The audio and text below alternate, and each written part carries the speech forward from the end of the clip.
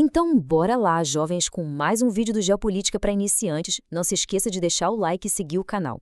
Imagina a cena agora. De uma hora para outra, mísseis de cruzeiro cortando os céus, drones zumbindo na direção de alvos super vitais e aquele barulho de lanchas militares rápidas sendo interceptadas. E tudo isso acontecendo numa das rotas marítimas mais críticas do nosso planeta. As águas do Oriente Médio voltaram a ferver, pessoal. O que a gente achava que era uma pausa na tensão simplesmente desmoronou no caos mais absoluto.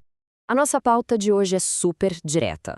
Vamos passar pelo fim do cessar-fogo, o caos no Estreito de Hormuz, o segundo fronte lá nos Emirados Árabes, o tal do Projeto Liberdade, a guerra de narrativas e, claro, vamos debater se estamos à beira de uma nova escalada. Bora entender tudo isso. Ponto 1. O fim do cessar-fogo. É aqui que toda essa loucura mais recente começa. Ok, vamos mergulhar nisso. Aquele cessar-fogo lá do dia 8 de abril entre os Estados Unidos e o Irã tá por um fio. Literalmente há horas de ir para o espaço. Aquela trégua que até tinha sido anunciada para o Congresso americano como um possível fim das hostilidades ruiu num piscar de olhos. E não ruiu em silêncio, não. Foi um rompimento marcado por ataques massivos e simultâneos contra navios militares e mercantes, mudando totalmente a temperatura por lá. Ponto 2. Caos no Estreito de Hormuz. Vamos dar uma olhada direto para o que está rolando na água. O Comando Central dos Estados Unidos, o CENTCOM, através do almirante Brad Cooper, reportou uma ofensiva super coordenada do Irã com múltiplos mísseis de cruzeiro, drones e lanchas rápidas. O alvo deles? A Marinha Americana e os navios mercantes que estavam ali sob proteção. A resposta americana teve que ser na mesma moeda e imediata. Helicópteros Apache do Exército e Seahawks SH-60 da Marinha entraram em ação rapidinho para neutralizar a ameaça. No fim das contas, com a ajuda de um contratorpedeiro, eles conseguiram escoltar 2 navios mercantes para fora dali. Mas o que aconteceu ali revela algo fascinante sobre a força dos dois lados. Agora, o que é realmente interessante sobre tudo isso é esse número, 6. Historicamente, quando o Irã decide tumultuar essa legião, eles despacham de 20 a 40 lanchas rápidas para criar um verdadeiro enxame na água. É uma loucura. Mas hoje, eles só conseguiram colocar 6 na água. E adivinha? Todas as 6 foram abatidas. Isso mostra que a capacidade militar deles foi drasticamente reduzida depois desses meses de campanha americana. Aliás, galera, deixe um comentário de um tema que você quer que eu faça outro vídeo e eu farei e postarei no canal em menos de uma semana. Mas fiquem ligados porque o conflito vazou e não ficou só no mar, não. Ponto 3. O segundo fronte nos Emirados Árabes. A zona de conflito se expandiu e puxou mais gente para o meio da confusão. Pela primeira vez desde aquele cessar-fogo de abril, os alarmes soaram nos Emirados Árabes. Dá uma olhada no relatório do Ministério da Defesa de lá. De 4 mísseis de cruzeiro iranianos que foram disparados, 3 tiveram que ser interceptados no ar e o quarto acabou caindo no mar. Mas a defesa não conseguiu segurar 100% porque um drone furou o bloqueio e acertou em cheio a zona industrial de petróleo de Fujairah, causando um baita incêndio numa instalação super importante. E para piorar, mais cedo, antes dessa chuva toda de mísseis, 2 drones já tinham atingido um petroleiro vazio da estatal de petróleo deles, a ADNOC. Graças a Deus ninguém se feriu, mas o recado foi dado. A resposta diplomática dos Emirados foi duríssima. Eles soltaram uma nota condenando as ações, chamando tudo de pirataria pura e uma violação escancarada da Resolução 2817 do Conselho de Segurança da ONU.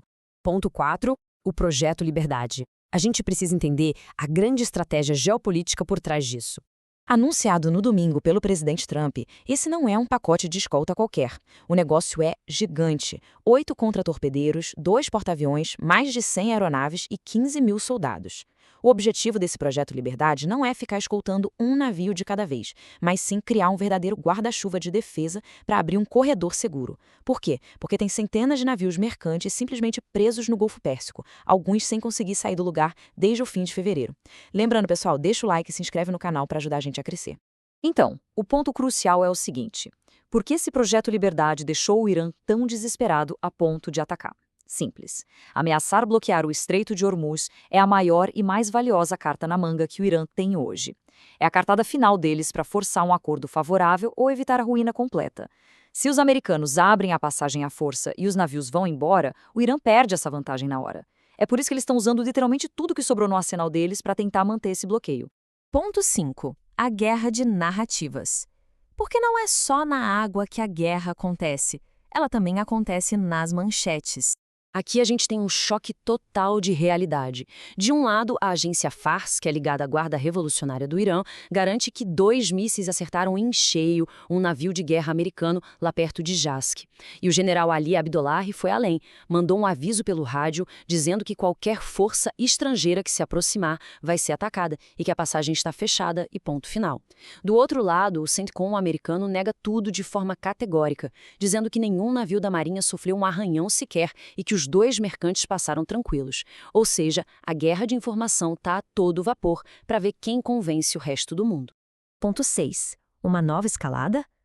Com tudo isso batendo de frente, a pergunta que fica na cabeça de todo mundo é uma só. E isso ilustra brilhantemente a velocidade absurda com que as coisas estão saindo do controle. Pensa bem, no dia 8 de abril, a gente teve aquele respiro diplomático. Aí no domingo, já metem o anúncio de um pacote militar gigante. Hoje, chove míssil e drone, o relógio está correndo e, segundo fontes da CNN, os Estados Unidos e Israel já estão num nível de alerta altíssimo, podendo retomar a guerra de forma aberta já nos próximos dias, talvez amanhã. O grande enrosco agora é o impasse diplomático. O Irã até colocou uma proposta de paz de 14 pontos na mesa semana passada. Mas o almirante Cooper já está lá em Washington mostrando planos militares atualizados para o governo.